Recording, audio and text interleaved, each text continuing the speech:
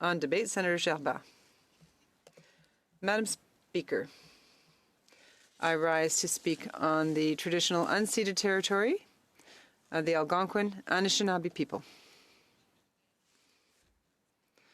Honourable colleagues, it is a privilege to address you as the sponsor of Bill C-282, which would amend the Department of Foreign Affairs, Trade and Development Act. This bill deals with a policy that was implemented in Canada a half-century ago. A policy that applies in every region of our country and one that has served Canadians well. The policy I'm referring to is supply management. I applaud the work done by Luc Thériault, the Member of Parliament for Montcalm, who introduced Bill C-282. I consulted broadly and thought carefully before agreeing to sponsor this bill in the Senate. I finally agreed for 3 reasons. First, this bill addresses Canadians' need for reliable and sustainable supplies of food in all its forms, including healthy foods.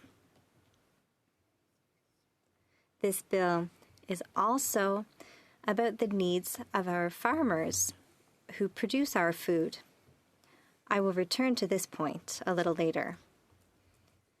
Second reason, the bill is about taking into account the changes that are irrevocably transforming the vast agricultural economy. For instance, I'm thinking of climate change, which is dramatically affecting global agricultural production. It is also a matter of applying the concept, if not the duty, of ensuring food security. This duty has recently become policy,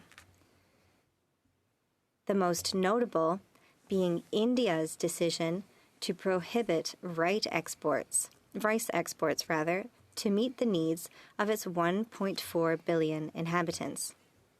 It is worth noting that India is the largest rice exporter in the world. Yes, these policies run contrary to the idea of the free market. They are based on a different kind of reasoning, on other values that relate to the theory and reality of food security. Lastly, I would like to remind you of Russia's outrageous use of agricultural products as weapons of war in its invasion of Ukraine. An outrageous use that threatens the already fragile food security of many African nations. Thirdly, my decision to sponsor this bill was influenced by the overwhelming support it received in the other place in June, where 262 voted yea and 51 nay. This endorsement amounted to nearly 80% of almost all MPs and included the 4 party leaders. MPs have, on a few previous occasions, expressed strong backing for supply management. While various trade agreements were being negotiated, a number of motions to protect the supply management system received unanimous support. In addition, it is worth noting that Bill C-282 is the second attempt to legislate in this regard. In 2021, Bill C-216 died on the order paper after passing second reading and referral to committee on a vote of 250 yeas to 80 nays. I would also like to applaud the work done at the time by Louis Plamondon Member of Parliament for Bécancour Nicolet Sorel, who sponsored that bill. While I was preparing this speech, I recalled a story from my career as an entrepreneur. I would like to share it with you in this chamber. At the time, I was working closely with women producers of shea butter in Burkina Faso. These valuable partners provided me with the raw materials I needed to manufacture a range of body care products in Canada. We worked in a very transparent way with women who had come together to form a producer cooperative. They received a fair and equitable price for the fruits of their labor. Thanks to the fair trade system that we implemented, these women could easily meet theirs and their families' needs. They were able to send their children to school. What's more, they were contributing to the local economy and supporting the development of their communities. This partnership also enabled them to gain new skills and deliver products that met very high-quality standards. That was how we enabled these women to become the very first in the world to obtain an organic certification for their shea butter, which added value to their products, more than doubling the per kilogram sale price. Essentially, Bill C-282 would preserve a system, supply management, that offers Canada many benefits similar to those the women farmers of Burkina Faso received at a smaller scale. I recognize and I respect the arguments on the issue of supply management by those in this chamber who have a different view from my own. However, I believe that the food security of Canadians is an essential and primary goal. I would even call it a value or a duty of our country. As a result, it is non-negotiable, which means it must enjoy strong and lasting protection.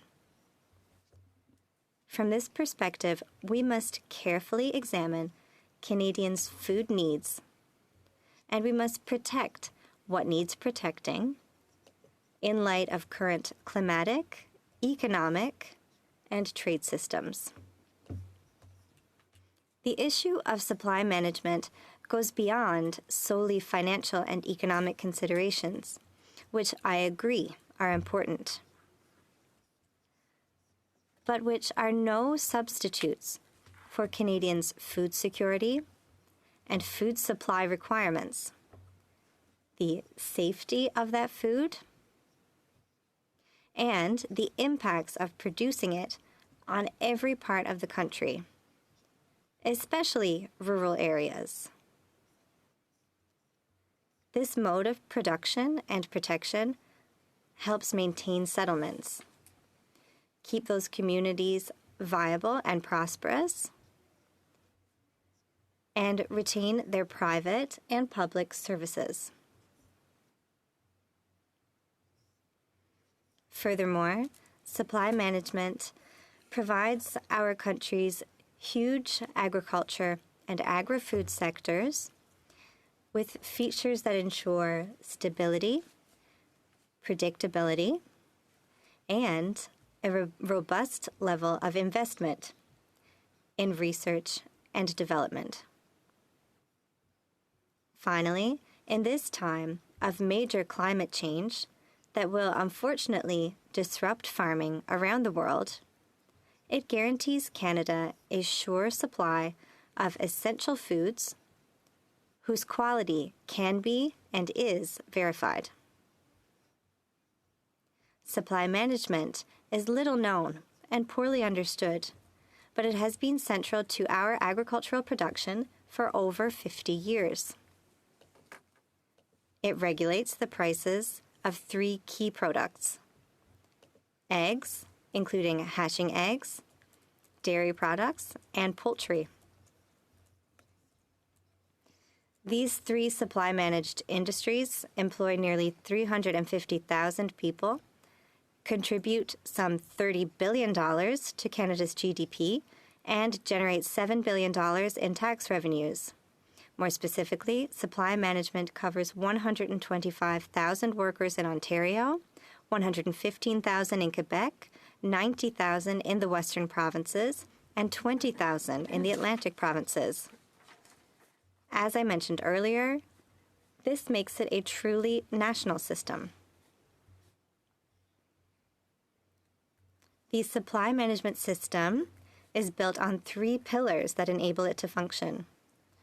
The first pillar is effective management of supply. In the dairy industry, for example, research on consumer demand is conducted regularly and used to issue production quota. The Canadian Dairy Commission distributes quota to the provinces, which then sell it to their farmers.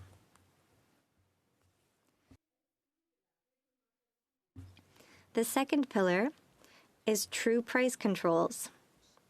A price floor and a price ceiling are set. Prices are then allowed to float freely within this framework. Lastly, the third pillar is import controls. By imposing appropriate customs duties, the system regulates the quantity of supply-managed products entering the country. This trio of measures, both simple and effective, makes supply management a system that benefits Canadians in several ways. First, it benefits farmers themselves. Under supply management, farmers are guaranteed fair and equitable compensation for their work. The reliability of this compensation protects their businesses and enables them to invest in applied research. Second, it makes investment in modern, very costly equipment possible. Today, that means highly computerized equipment. Tomorrow, that might mean equipment with artificial intelligence. And finally, it fosters investment in industry governance based on standards developed by the private or cooperative sectors. Without this capacity, our agriculture sector would be seriously threatened.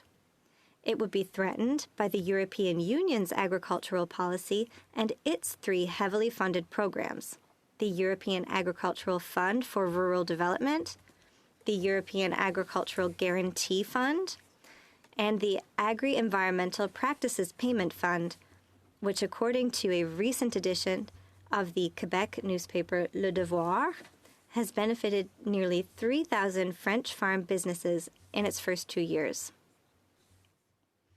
According to France's National Strategic Plan for the 2023-2027 Common Agricultural Policy, or CAP, 90% of large and medium-sized farms will receive a subsidy worth 21% of their revenues, and about half of them would show losses without this significant support. Left to its own devices, our agricultural sector would also be threatened by the agricultural prices of our large neighbor to the south, which, as the OECD notes, provides continued strong support for farm incomes. Agricultural production in these two enormous economies is protected. It is highly subsidized and sheltered from risks. Is it reasonable to measure ourselves against these two giants as regards key staples?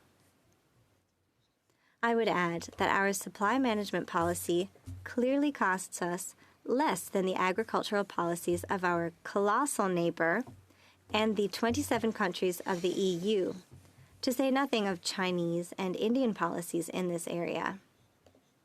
Another major advantage of our supply management policy is that it enables our farmers to operate domestically over the long haul. As I pointed out earlier, This longevity ensures the viability and prosperity of our outlying regions. These regions greatly benefit from these employment generators, which add vitality and support local economic activity. Conversely, when farm businesses shut down, these regions suffer serious consequences, particularly those located far from major urban centers. If supply management were to end, an estimated 80,000 jobs would be directly affected. All this means that strong farms go hand in hand with regional development. The two are bound together. The COVID-19 health crisis made us realize that offshoring our production was a disaster. It shone a harsh light on previously unimaginable ways in which we depend on others. It showed the critical need to build resilient local supply chains for essential common needs like healthcare, education, transportation, communication, security, and food. Supply management protects us by keeping our most essential foods under our rules and our control, particularly as regards food safety.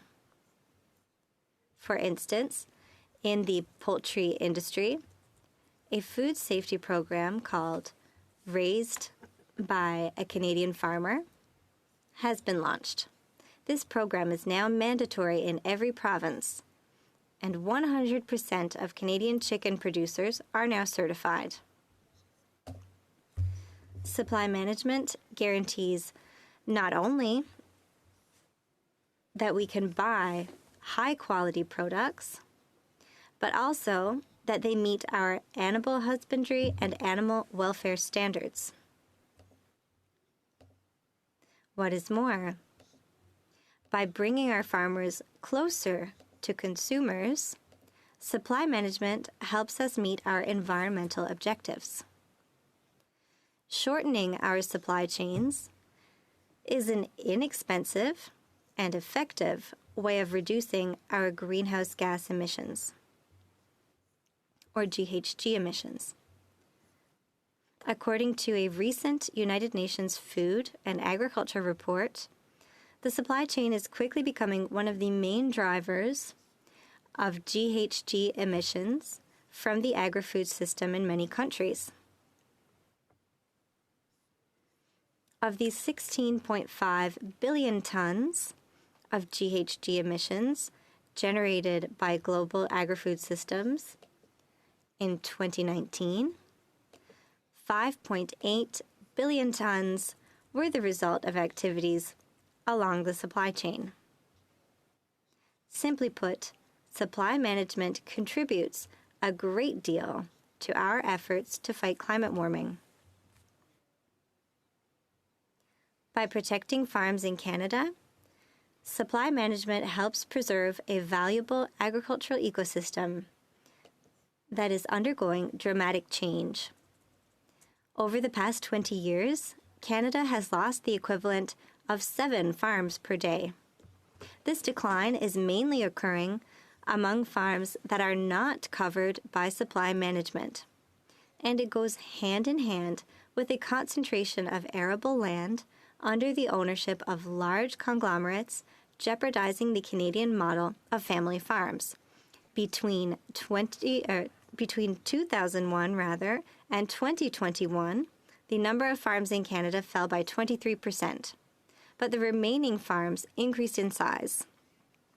They went from an average of 274 hectares in 2001 to an average of 327 hectares in 2021. This trend is even more striking when compared with the situation in our neighbor to the south. Canada still has 22 egg-producing farms, while the United States is down to only a few. A single one of them could meet the demand for eggs for the entire province of Quebec. This process of concentration is weakening supply management. the diversity of farms in Canada is a major asset. In addition to maintaining the settlement and use of rural lands, as I explained earlier, it also protects the Canadian food supply from various risks. The most recent one was the avian flu.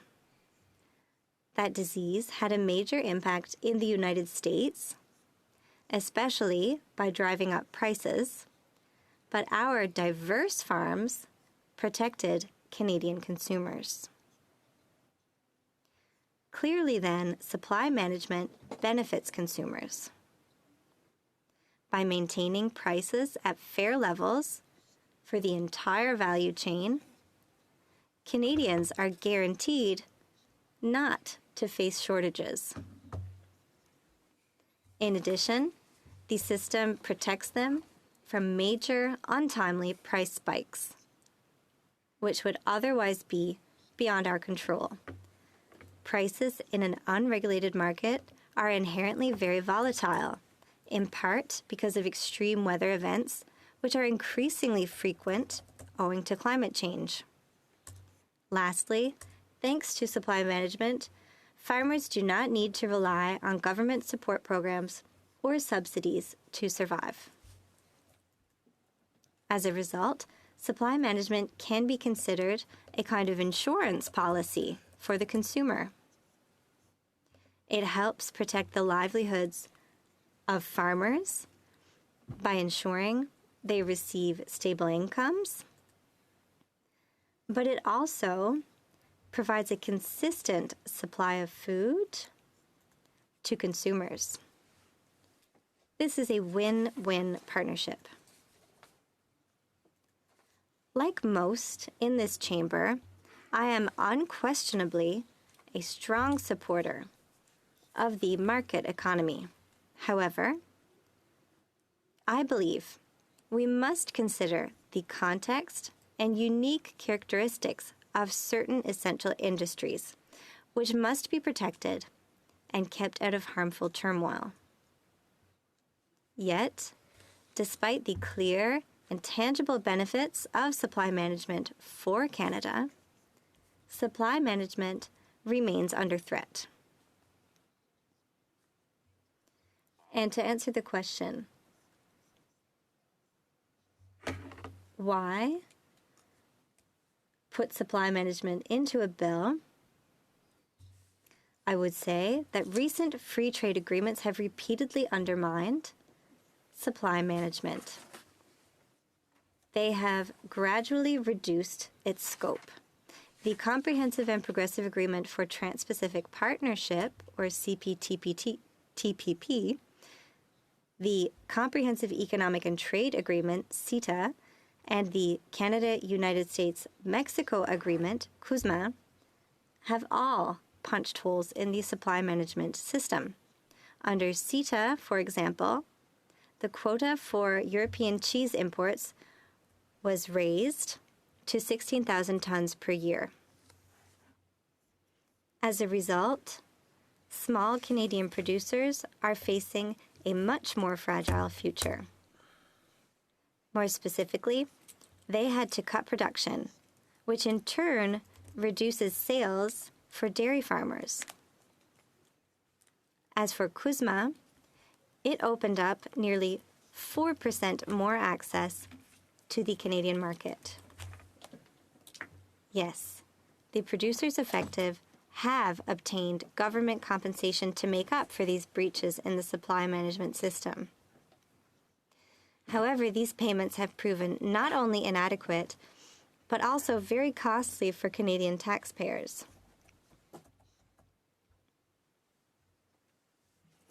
To offset the losses that CETA caused, in the dairy industry alone, the government spent $250 million. If the supply management system functions very effectively without taxpayer support, why dismantle it? Only to then subsidize the affected producers. It makes no sense. Honorable colleagues, Bill C-282 would safeguard the supply management system.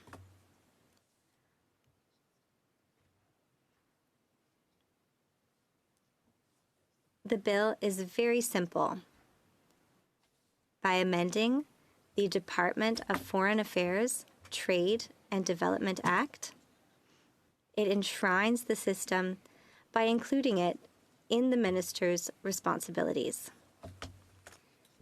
To do so, it adds supply management to Section 10 of the Act in the list of instructions the minister must take into account in conducting the external affairs of Canada,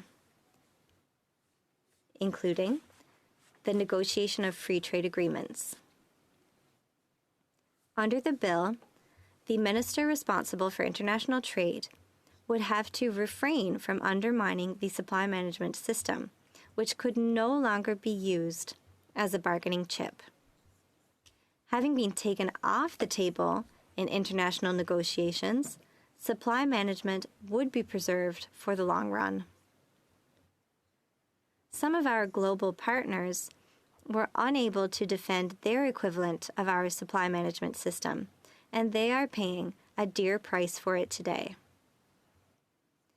In Australia, for example, abandoning the system in the 2000s profoundly changed the country's dairy industry, and its farms were forced to make the transition. Farmers fought hard to compete with international milk prices, but failed. Australian producers were earning a price per litre of milk below the global average. In the span of 20 years, from 2000 to 2020, the number of dairy producers fell from 22,000 to less than 6,000. It was a disaster. Since then, exports have steadily fallen while imports rise. An increasingly large share of dairy processing is being done by foreign companies. In the European Union, the end of the Common Framework launched the beginning of the industrial management of milk production. In France, for instance, it is very difficult to support and encourage small-scale markets and local farmers. In the Picardie region in northern France, 35% of dairy farms disappeared between 2000 and 2010. Honorable Senators, supply management is akin to a shield. It protects Canadians from shortages and brutal swings in prices. It fights climate change by shortening supply chains. And it ensures an appropriate income for our dairy, egg, and poultry farmers. It defends our outlying regions against social and economic desertification and secures tens of thousands of jobs. Finally, it puts safe, high-quality food on our plates. Honorable colleagues, we are at a crossroads, and the following questions should guide your decision-making. How do we want to treat our farmers? Do we prefer competitiveness at all costs, or a resilient, local, and sustainable food system? How do we want to feed Canadians? How do we want to treat our farm animals? How important is food sovereignty to us?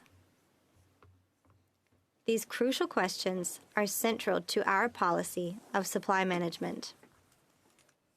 When I began working with the women of Burkina Faso that I spoke about earlier, I immediately noticed the virtuous circle that we had created. If developing countries benefit from this form of commerce, then developed nations such as Canada can too. I am convinced that Canada can establish principled and regulated free trade that will preserve its reputation as a responsible trading nation while keeping its supply management system intact. In closing, I should mention that before it was introduced in the House of Commons, this bill underwent an outside legal review that confirmed that it does not impinge on the privileges of the Crown. Therefore, I ask that you vote in favor of referring Bill C-282 to the committee as soon as possible for its consideration with a sober second thought, which I hope will be quick and favorable. Thank you for your attention.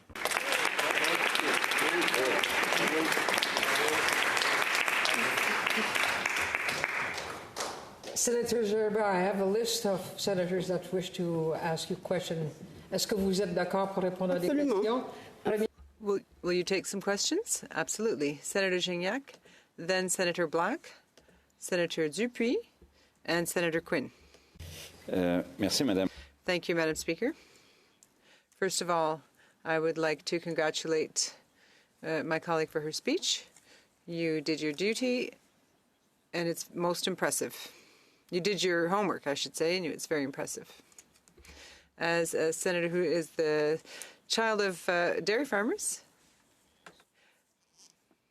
my reaction is to support this bill. But if I put on my economist's hat, I must confess that I have some discomfort.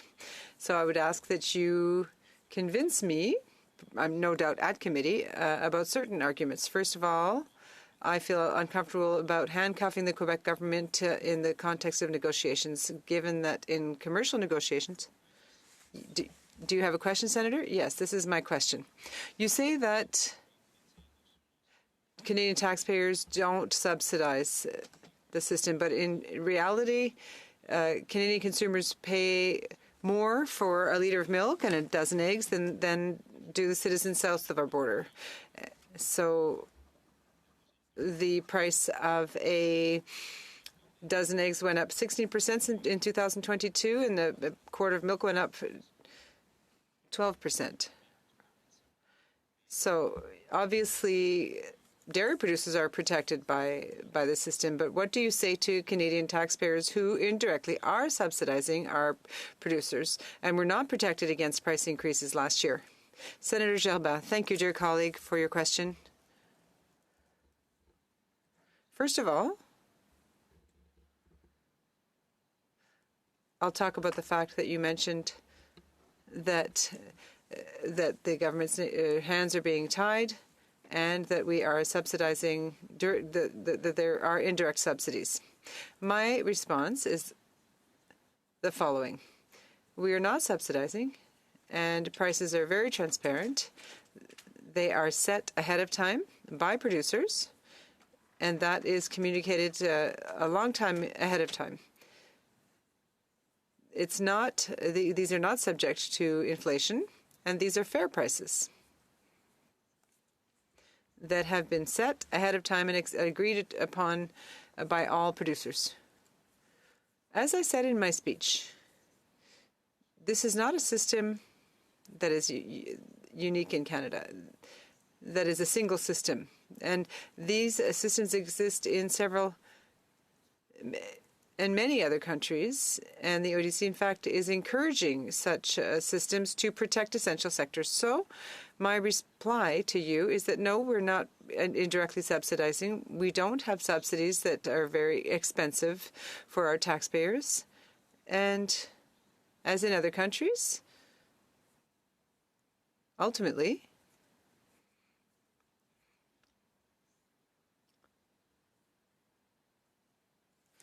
dairy producers to advertise their prices in advance. with a great deal of notice. I hope that answers your question. On the list, and time is we have 9 minutes left, so short question. Senator Black. Thank you very much, colleague. I just want to clarify that you said many farms are moving to our conglomerates, and 95% of all farms in Canada are considered family farms. So I wanted to clarify that. But my question is, how does the government respond to other sectors who may come out of the woodwork to request similar trade protection, like steel or forest products? How do we handle? How do we handle that? Senatrice Gerba. Senator Gerba. Thank you, dear Senator, for your question.